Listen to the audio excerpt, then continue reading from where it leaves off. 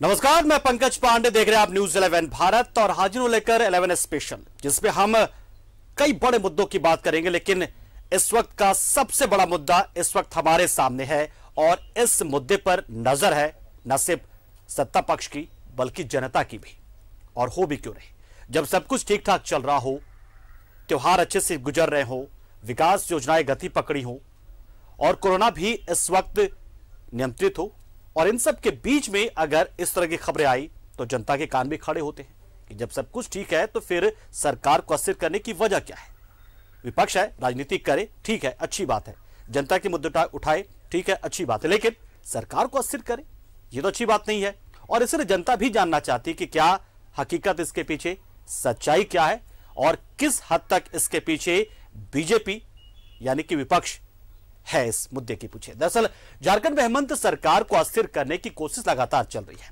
पहले कांग्रेस के विधायकों के खरीद फरोख्त की कोशिश की गई थी, लेकिन इसमें असफल होने के बाद अब झारखंड मुक्ति मोर्चा के विधायकों को टारगेट किया जा रहा है। घाटशिला के विधायक रामदास सोरेन ने इस संबंध में एक एफआईआर भी दर्ज कराई है। वहीं इसको लेकर सत्ता पक्ष बीजेपी पर हमलावर हो गया है। तो बीजेपी पल्ला झाड़ते दिख रही है। एक रिपोर्ट आपको दिखाते हैं, फिर इसी पर चर्चा भी करेंगे कि आखिर कौन लोग हैं वो जो सरकार को अस्थिर करना चाहते हैं। सीधे सीधे बीजेपी को भी नहीं कह सकते, लेकिन वो कौन लोग हैं, यानी कि बीजेपी के वो एजेंट कौन है, विपक्ष का एजेंट वो कौन है, दिखाएंगे, उसी पे करेंगे चर्चा। लेकिन पहले रिपोर्ट आपको दिखाते हैं। रामदास सोरेन का बड़ा आरोप, रवि केजरीवाल और अशोक अग्रवाल पर सरकार गिराने की साजिश का आरोप। जेएमएम के पूर्व कोषाध्यक्ष है रवि केजरीवाल। रवि केजरीवाल ने पैसे के साथ मंत्री पद का भी दिया प्रलोभन। जेएमएम विधायक ने धुरुआ थाने में दर्ज कराई प्राथमिकी। घाटशिला से जेएमएम विधायक है रामदास सोरेन। नई पार्टी बनाकर भाजपा के साथ सरकार बनाने का दिया प्रलोभन। पहले भी रवि केजरीवाल ने 2-3 बार मोबाइल पर संपर्क किया था। घाटशिला के जेएमएम विधायक रामदास सोरेन ने रांची के धुरुआ थाने में जेएमएम के पूर्व कोषाध्यक्ष रवि केजरीवाल और अशोक अग्रवाल पर पैसे और मंत्री पद के प्रलोभन का आरोप लगाया। इस मामले में रामदास सोरेन ने एक प्राथमिकी भी दर्ज कराई है। दोनों ने जेएमएम के दूसरे विधायकों का नाम लेकर उन्हें पार्टी छोड़ने के लिए आर्थिक प्रलोभन दिया। विधायक ने कहा है कि दोनों हेमंत सरकार को गिराने की साजिश रच रहे हैं। दोनों ने नई पार्टी बनाकर भाजपा के साथ सरकार बनाने की बात की थी। आप बीजेपी के में ज्वाइन कर लीजिए, और हम लोग बीजेपी बहुत सारे लोगों से संपर्क किया हुआ है और सरकार को गिराएंगे। राज्य में बीजेपी की सरकार बनेगी और आप लोग भी एक अलग जेएमएम का अलग ये बना करके, और जो बीजेपी का सीएम होगा उसको आप लोग समर्थन करने पर आपको हर सुविधा दिया जाएगा। जो आप लोगों का जो डिमांड है वो सब पूरा कर दिया जाए। इस मामले में श्रम मंत्री सत्यानंद भोक्ता विधायक रामदास के पक्ष में उतर आए। उन्होंने कहा कि कई लोग इस लोकप्रिय सरकार को पहचान नहीं पा रहे हैं। मुख्यमंत्री हेमंत सोरेन भी इस मामले पर गंभीर है। वो स्थिति नहीं है, गठबंधन की सरकार है, मजबूत सरकार है। कोई चाहे कि तोड़ दे, हवा में गिरा दे, संभव नहीं है। ये राज्य सरकार बेहतर काम कर रही है, गरीबों के हित में, किसानों के हित में, मजदूर के हित में। कोई कितना दिमाग लगाएगा यहाँ सरकार गिराने के लिए, सरकार गिरेगा नहीं। भारतीय जनता पार्टी का कुत्सित प्रयास लगातार चलता रहता है और ये कोई नई बात नहीं है, और भी प्रदेशों में देखा गया है। और किस तरह से हॉर्स ट्रेडिंग करा करके इस तरह की घटना को अंजाम देते हैं, ये किसी से छुपा नहीं है। लेकिन झारखंड में हमारे विधायक बहुत सजग हैं। पहले पूरी बात सुन लेते हैं, उसके बाद एफआईआर दर्ज करा देते हैं और फिर कार्रवाई भी होती है। कहीं ना कहीं उनकी संलिप्तता भी पाई जाती है। तो ये भी एक मामला सामने आया है। निश्चित रूप से अभी विधायक जी ने क्या कहा है उसमें, उसकी पूरी जानकारी मुझे नहीं है, लेकिन ये तो तय है कि भारतीय जनता इस तरह का प्रयास करते रहती है। पेयजल मंत्री मिथिलेश ठाकुर ने बीजेपी को आड़े हाथों लेते हुए कहा है कि झारखंड के खजाने को लूटने के लिए बीजेपी स्थिर सरकार को अस्थिर करने की साजिश रच रही है, लेकिन वो इस साजिश में कभी सफल नहीं होगी। कितनी भी साजिश कर ले विपक्ष के लोग, चाहे और भी लोग जो अति महत्वाकांक्षा पाल लेते हैं, जो मान सम्मान को बचा नहीं पाते, वैसे लोगों को मुंह की खानी पड़ेगी इस राज्य में। इस राज्य में उन्हें सफलता नहीं मिल सकती है ऐसे कुकृत्यों के लिए, क्योंकि हमारे महागठबंधन के हमारे जो भी माननीय सदस्य हैं, विधायक हैं, वो सारे जमीन से जुड़े हुए हैं। नहीं, ये साजिश आपको 2024 तक नजर आएगा और पुनः 2025 से ये साजिश आपको 2030 तक नजर आएगा। उसके बाद ही ये लोग मानेंगे, क्योंकि एक कौन होता है ना कि जिसको पाइप में भी पूंछ घुसा के बर्फ में भी डाल दो तो सीधा नहीं होता। ये उस तरह का पूंछ है भाजपा का। बीजेपी इस मामले में बचाव की मुद्रा में दिखी। पूर्व मुख्यमंत्री रघुवर दास ने सरकार को कटघरे में ला खड़ा किया। उन्होंने कहा कि पहले भी 2 अभियुक्तों को पकड़ा गया है, इस पर कार्रवाई क्यों नहीं हुई। रघुवर ने कहा कि हेमंत सरकार अपनी नाकामियों को छुपाने के लिए लोगों को दिग्भ्रमित कर रही है। हर कांग्रेस सत्तारूढ़ दल के हर विधायक आज इस सरकार से नाराज चल रहे हैं और इसी स्थिति को देखते हुए ये जो गठबंधन की सरकार है, ये अपनी नाकामी को छिपाने के लिए, क्योंकि इन्होंने बड़े बड़े वादे, बड़े बड़े सब्ज़बाग दिखाकर झूठ बोलकर सत्ता जरूर प्राप्त कर ली, लेकिन जो वादे जो उन्होंने घोषणा पत्र में जो वादे किए थे, 2 साल होने जा रही सरकार को एक भी वादे सरकार बताए कि हमने एक भी वादे पूरे किए। पूरे मामले में प्राथमिकी दर्ज हो चुकी है। पक्ष विपक्ष आमने सामने हैं। मामले पर छानबीन जारी है।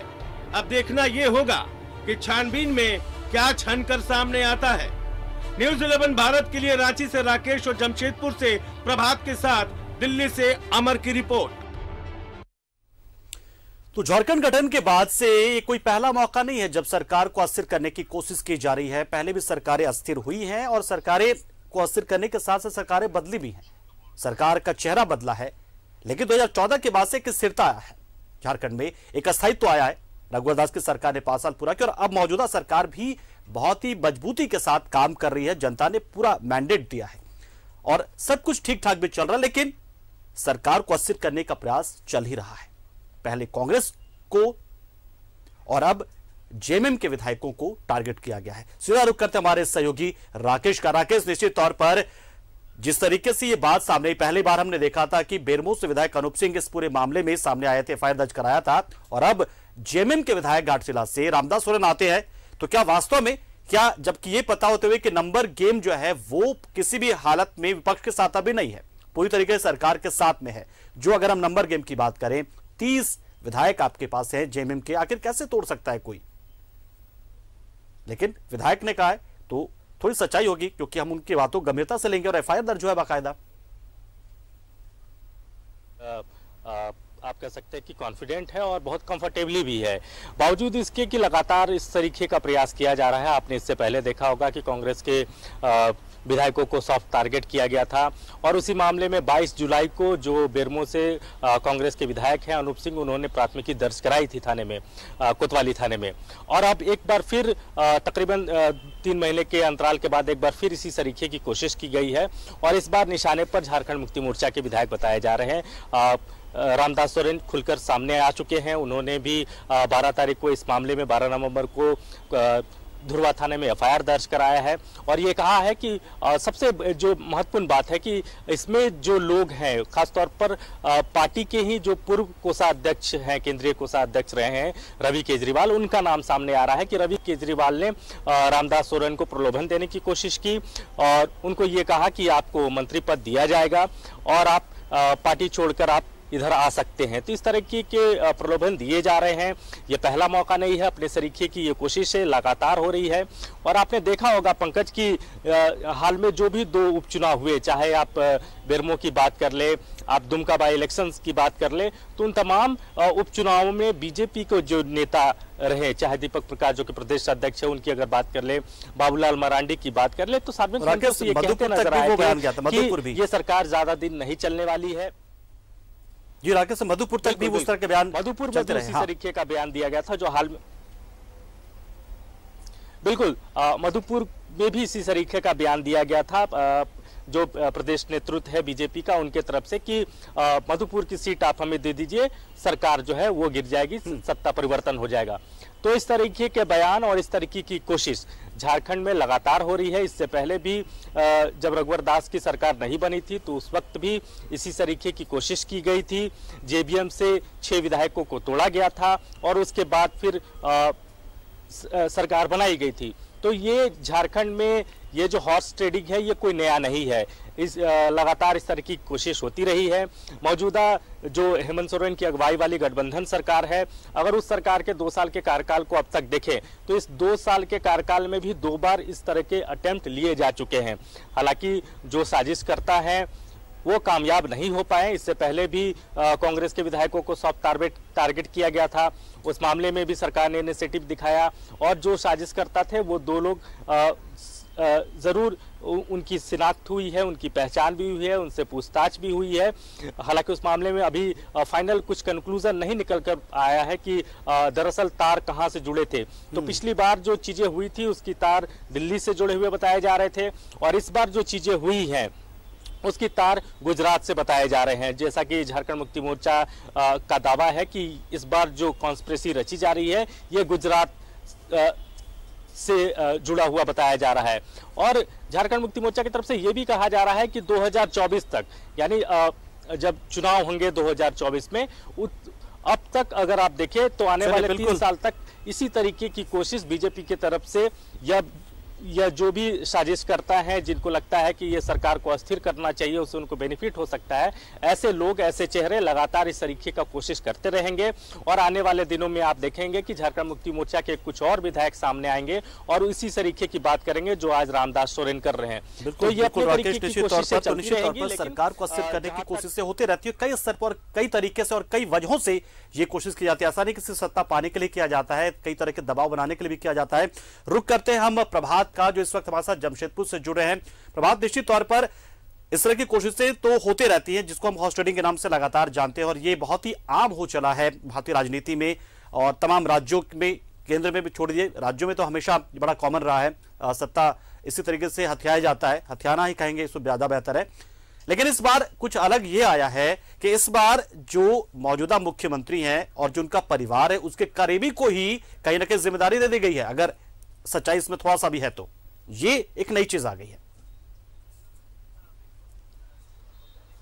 बिल्कुल पंकज, देखिए नई चीज़ आ गई इसलिए कि जो सत्ता पक्ष है उसी के विधायक को इस बार टारगेट किया गया है। जिस तरीके से पूरी बातें सामने आ रही है, जो रवि केजरीवाल जी हैं वो झारखंड मुक्ति मोर्चा का पूर्व में कोषाध्यक्ष रह चुके हैं, पार्टी से उसके निष्कासित किया गया, कई कारणों के कारण भी रहा है। उसे पार्टी से निष्कासित करने के बाद कहीं ना कहीं सरकार को अस्थिर करने की पूरी साजिश चल रही थी। और ये अमूमन झारखंड में ये पहली बार नहीं है, ये दूसरी बार है। इससे पहले भी 22 जुलाई को जो विधायक है अनूप सिंह जी, उन्होंने भी एफआईआर दर्ज कराई थी। कांग्रेस के विधायक की बात है, उसमें 2 लोगों की गिरफ्तारी भी हुई थी। और जिस तरीके से रामदास सोरेन ने सुबह हमसे जब बात कर रहे थे, उन्होंने बात ही की, उसमें एक बात और बहुत अच्छा उन्होंने बताया था कि उनके साथ एक व्यक्ति और था जो वो उनको तो पहचान नहीं रहे थे, लेकिन ये बातें जरूर वो कह रहे थे कि वो जब ये बातें पूरी हो रही थी इस दरमियान उनसे पता लगा कि वो व्यक्ति दिल्ली से आया था। आखिर दिल्ली से कौन था, ये सबसे बड़ा सवाल है। और ये सवाल तब जाके सामने आएगा जब रवि केजरीवाल से पूछताछ होगी गहनता से कि आखिर वो व्यक्ति कौन था, किस पार्टी से बिलोंग करता था, या फिर ये हॉर्स ट्रेडिंग का मास्टरमाइंड रहा है, वो इस सारे चीज़ों को खेल रहा था। तो जब तक ये रवि जो है उनसे जब तक कड़ाई से पूछताछ नहीं होगी और व्यक्ति कौन था, क्या मकसद लेकर आया था और किस तरीके का प्रॉब्लम दे रहा था, वो सारी बातें तो रामदास सोरेन बताया कि आपको भाजपा के साथ आ जाइए, भाजपा का मुख्यमंत्री होगा, आपको जो पोर्टफोलियो चाहिए वो दिया जाएगा, आपकी हर जो ख्वाहिश होगी वो पूरी की जाएगी। तो कहीं ना कहीं ये सारी बातें कही जा रही थी।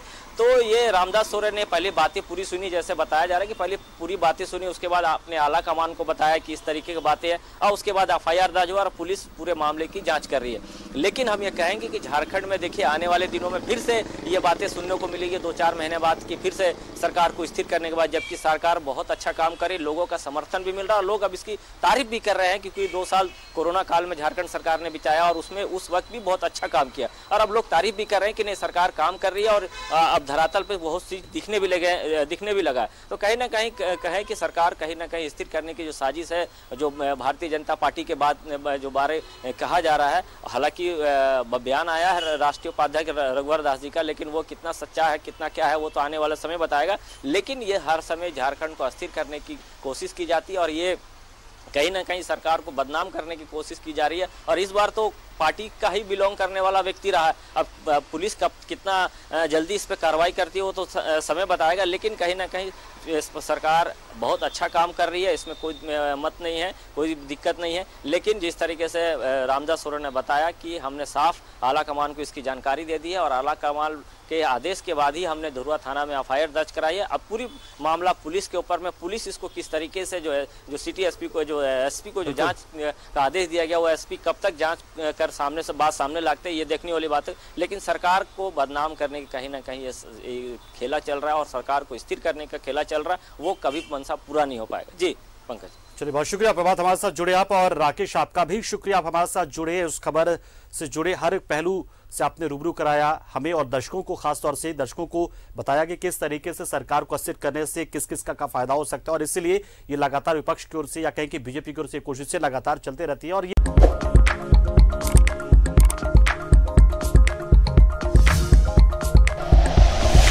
Like and share videos, subscribe करें हमारा चैनल और प्रेस करें बेल आइकॉन। News 11 भारत, सच है तो दिखेगा।